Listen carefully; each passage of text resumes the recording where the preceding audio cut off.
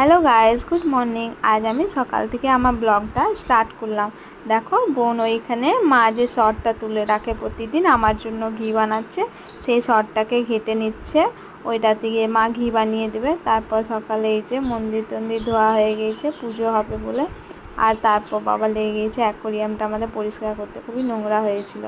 আর আমি আজ সকালে জলখাবারে খেয়ে নিলাম দই চিড়ে। দই চিড়ে দই চিড়ে খেয়ে দিলাম। দই চিড়ে খাওয়ার পর মা এদিকে আমাকে ফল দিল। আজ বেশি কিছু ফলে খেলাম না, শুধু বেদানা আর অরেঞ্জ খেলাম। তারপর স্নান টান করে অ্যাকোরিয়ামটা দেখছো কি সুন্দর পরিষ্কার হয়ে গিয়েছে।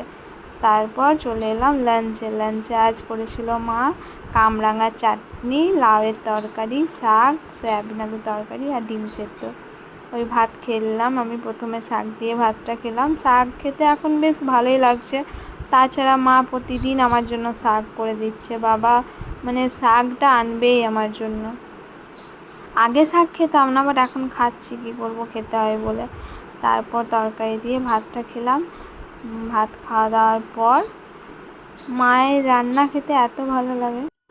ওই দিকে খাবার খাচ্ছিলাম, দেখছি এদিকে খুব জোর বৃষ্টি চলে এসছে। বৃষ্টি দেখলাম, তারপর ঘুমিয়ে গেলাম। দিয়ে সন্ধ্যেবেলায় বোন গিয়েছিল মার্কেটে, আমার জন্য চাট আর ফুচকা এনে দিল। অনেক দিন পর আজ আমি চাট ফুচকা খেলাম, প্রায় ধরে নাও 1 মাস। আমি বাইরের জিনিস খাই না, তাইলেও এগুলো খাওয়ার ক্রেভিং তো সবসময় হয়, বাট খাই না আমি। আজকেই খেলাম। খেয়ে নিয়ে এত ভালো লাগে, মনে হয় প্রতিদিন খাই, বাট খাই না। দিয়ে ওই খেয়ে দিয়ে রাতের আর কিছু খেলাম না। ওই খেয়ে আমার মানে মনটা হয়ে গেছিলো তাই। ঠিক আছে, ব্লগটা ভালো লাগলে লাইক করে নিও।